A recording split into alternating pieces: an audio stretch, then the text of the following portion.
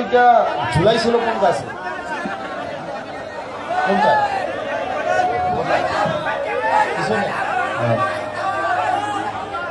আচ্ছা, সমস্যা নাই। একটা কথা আছে, what is gone is gone, can not be return. যেটা চলে গেছে চলে গেছে। এখন ওদের পরিণতি হচ্ছে ওরা বিভিন্নভাবে মাঝে মাঝে ফেসবুক লিক, স্ট্যাটাস লিক, রাজনৈতিক দলে হয় ইমো এবং টেলিগ্রামে চলে গেছে। আমাদের প্রজন্মের আপাতত একটা সফলতা, এই যে পোলাপাইন গুলো এখানে বসে আছে, এই যে ছোট ছোট পোলাপাইন গুলা, এরা অন্তত মৃত্যু পর্যন্ত এটা বলতে পারবে বিশ্বের সবচেয়ে বৃহৎ রাজনৈতিক দল দাবিদারি একটা গ্রুপকে এরা একটা টেলিগ্রাম লিগে পরিণত করতে পারছে। ট্যাঙ্ক, কামান, গোলাবারুদ, পার্শ্ববর্তী দেশ, বিদেশি শক্তি, টাকা পয়সা, অর্থ, বিত্ত, বৈভব, কোনো কিছুই এই দলটার পতন ঠেকায় রাখতে পারে নাই। এই ছোট ছোট পোলাপান এখন একটা দলরে কেউই পছন্দ করে না। ওদের কথাগুলোকে সবাই মনে করে মুখে যা বলে সবগুলা মিথ্যা বলে। এই দলটা যতই বলুক, টাইম ফ্রেম দিক, মনে রাখতে হবে, যে বলে যে আমি পালিয়ে যাব না বলে যে পালিয়ে যায়, সে আসি বলে কখনো আসবে না। ওই দিন শেষে গান আছে না, আসি আসি বলে বন্ধু দেখা যাবে, ওখান থেকে বলবে আসবে বলে নেতা কর্মীদেরকে মাঝে মাঝে বের হবে, ওদেরকে জনগণ ঠেঙাবে, ঠেঙায় জেলে দিবে, কোনো লাভ নাই। আচ্ছা, ওদের বিষয়ে কথা বলাটাই মনে করি আমাদের লস। আমাদের ভবিষ্যৎ বাংলাদেশ গড়তে হবে। কাদের জন্য? এই ছেলেগুলোর জন্য, আমাদের জন্য। মনে রাখতে হবে, এই যে পুলিশগুলা দৌড়ে দাঁড়ায় আছে না, আমাদের নিরাপত্তা দিচ্ছে, ওদের জন্য, ওদের পোলাপানের জন্য। কারণ এই পুলিশরাও, তারাও ভালো নাই। 18-20 হাজার টাকা বেতন পায়, বেতন পায়া তাদেরকে ডিউটিতে পাঠায়। ধরেন একটা মরা লাশ ভেসে উঠছে, এ পাশে কি নদী যেন আছে, মাথাভাঙা নদীতে একটা লাশ ভেসে উঠছে। পুলিশকে ফোন দিলেন যে ভাই লাশটা উঠাই নিয়ে যান। পুলিশ লাশটা উঠাইতে গেল গাড়ি নিয়ে, ওই লাশটা পোস্টমর্টম করাইতে গেল, ওই লাশটার যত আনুষঙ্গিক খরচ, এই খরচ কে দিতে হয় জানেন? পুলিশ তার নিজের পকেট থেকে দিতে হয়। পুলিশের এটার জন্য আলাদা কোনো ফান্ড নাই। পুলিশ যখন তার উপরের কর্মকর্তাকে বলে যে এটার জন্য আমাকে ফান্ড দেন, কারণ আমি মাথাভাঙ্গা নদীতে যাব, ওখান থেকে লাশটা উঠাবো, হসপিটালে নিয়ে যাব, পোস্টমর্টম করাবো, এরপরে বাসায় দিব, এটা কি এমনি এমনি হয়ে যায়? এটা গাড়ি লাগে না? এটা খরচ আছে না? হসপিটাল খরচ আছে না? তখন পুলিশের ঊর্ধ্বতন কর্মকর্তা বলে এটা ম্যানেজ করে নাও। কি করে নাও? ম্যানেজটা কিভাবে করে? তখন আপনার আমার পকেট থেকে কি করতে হয়? ম্যানেজ করতে হয়।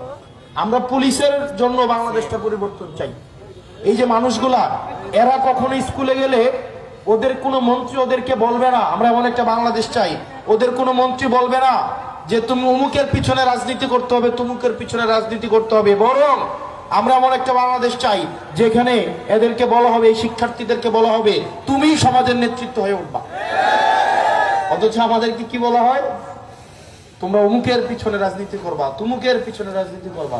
অথচ নিজের ছেলে মেয়েদেরকে রাখছে বিদেশে।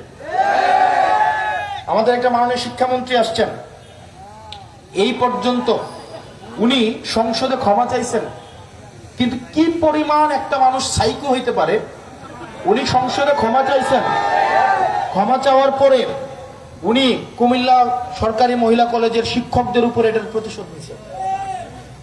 আপনি প্রশাসনের ব্যর্থতা, আপনার নিজের মন্ত্রণালয়ের ব্যর্থতা আপনি কলেজের নিরীহ শিক্ষকদের উপর আপনি চাপিয়ে দিয়েছেন। এবং আপনি আপনার যেই আইনের আপনার ক্ষমতার অপব্যবহার করে আপনি তাদের এই শিক্ষকদেরকে আপনি পোস্টিং করাই দিয়েছেন। ওই দিন শেষে ডাক্তার এবং শিক্ষক এই দুইটা নিরীহ শ্রেণী আছে, না পারলে গিয়ে ওদেরকে ধরে পিটাও। ক্ষমতাহীন শ্রেণী।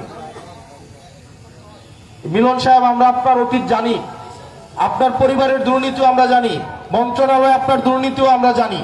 সুতরাং মানুষের প্রত্যাশা নিয়ে আসছেন। এই নিরীহ শিক্ষকদেরকে আপনি যেভাবে আপনার ক্ষমতার অপব্যবহার দেখাইয়া তাদেরকে আপনি ট্রান্সফার করাইছেন এবং নিজের দায়িত্বের জন্য বরং আপনার পদত্যাগ করা উচিত। আমরা হতাশ হয়েছি সবাই, এখানে যারা যারা আছে, যেমন ওনার বিরুদ্ধে বক্তব্য দিলে এখন আমার এলাকার স্কুল কলেজের কাজ বন্ধ করাই দিবে, এই পরিমাণ সাইকো। কিন্তু মিলন সাহেব, আপনারা যারা আছেন এটা মনে রাখেন না, সিজন একরকম যায়। কাজ বন্ধ করাইছেন, করাবেন, ফোন দিয়ে বলে দিবেন আমাকে হেল্প না করতে, কিচ্ছু আসে যায় না।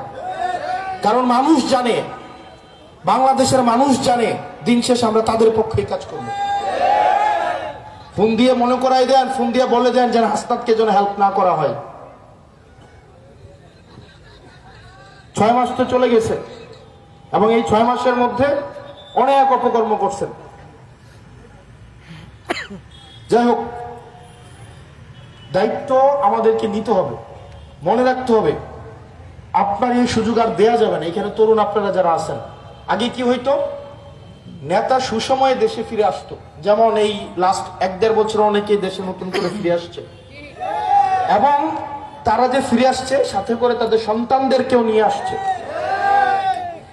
বাপ এখন এমপি, ছেলে ঠিকাদার প্রতিষ্ঠানের মালিক, আছেন এরকম? বাপরে দায়িত্ব দিচ্ছে আবার আরেকটা, নিজে এমপি, বাপে হচ্ছে ঠিকাদার প্রতিষ্ঠানের মালিক, ছেলেকে দিয়ে দিছে এক কোম্পানি করে, যেটা নামে আছে কিন্তু কোনো জায়গায় নাই। এটা পারিবারিক গ্রুপ অফ কোম্পানিতে পরিণত করছে। আর যে কর্মী যারা মাইর খাইছে, জেলে গেছে, ছাত্র দলের অসংখ্য নেতা কর্মী বাসায় আসতে পারে নাই, যুব দলের অসংখ্য নেতা কর্মী বাড়িতে আসতে পারে নাই, এরকম আসছিল না?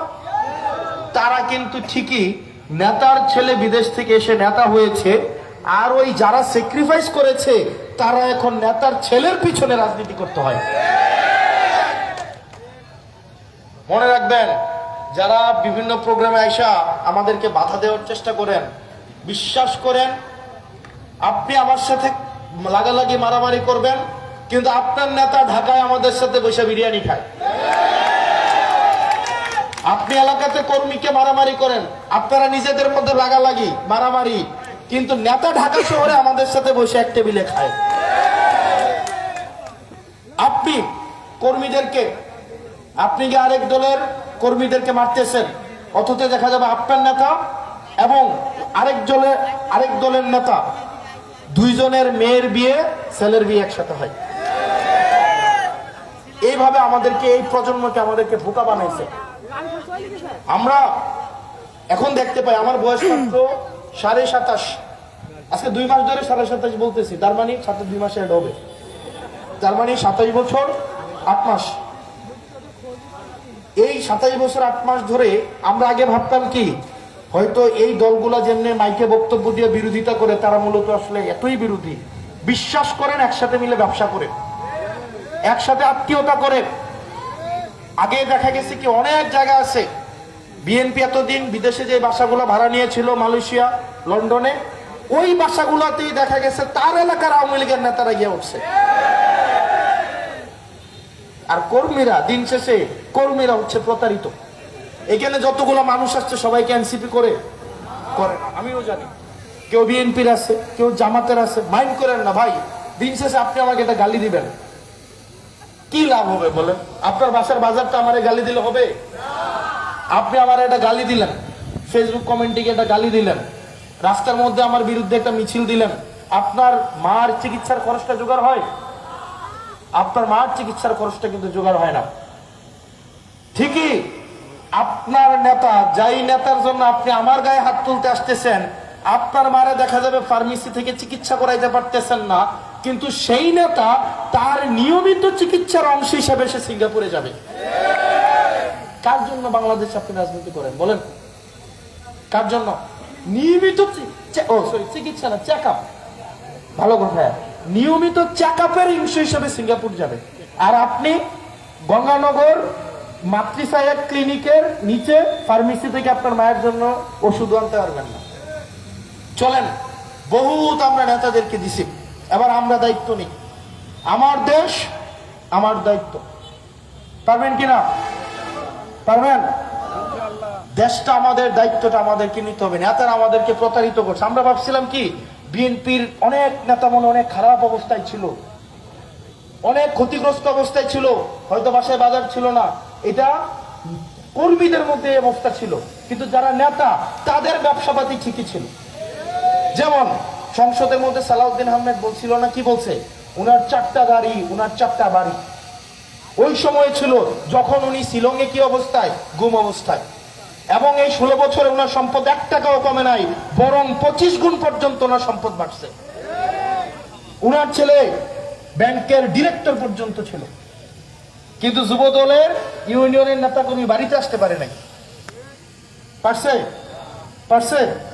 জ্বালানি মন্ত্রী, উনার নিজের আত্মীয় আওয়ামী লীগের মন্ত্রী, নিজের মেয়ে বিয়ে করাইছে না ছেলে বিয়ে কেন করাইছে, তাই না?